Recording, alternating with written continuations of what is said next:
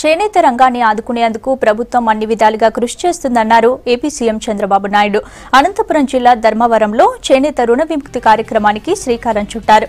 వ్యవసాయం తర్వాత ఎక్కువ మంది ఆధారపడిన రంగం చేనేత రంగం అన్నారు. రాష్ట్ర వ్యాప్తంగా చేనేత కార్మికులకు ఒకే దఫాలో 110 కోట్లు విడుదల చేసిన ఘనత తమ ప్రభుత్వానిదేనన్నారు చంద్రబాబు.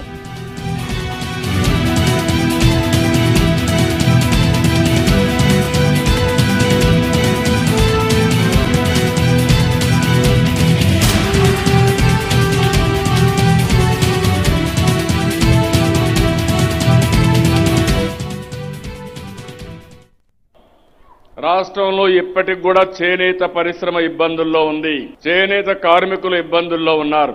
రాష్ట్రం కూడా ఇబ్బందుల్లో ఉన్న చేనేత కార్మికుల్ని పూర్తిగా ఆదుకునే బాధ్యత ఈ ప్రభుత్వం తీసుకుంటామని మరొక్కసారి ఈ సభ ద్వారా మీ అందరికీ హామీ ఇస్తున్నాం.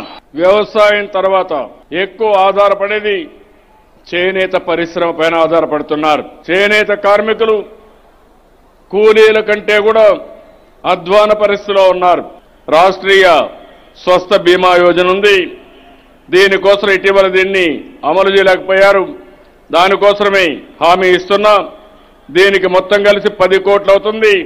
కేంద్ర ప్రభుత్వం కూడా డబ్బులు ఇస్తుంది. ఈ సంవత్సరం నుంచి ఈ స్కీమ్ అమలు చేస్తామని ఈ సందర్భంగా మీ అందరికీ హామీ ఇస్తున్నాను. చేనేత కార్మికులకు సబ్సిడీ కోసం ఈ సంవత్సరం 50 కోట్ల రూపాయలు కేటాయిస్తాం.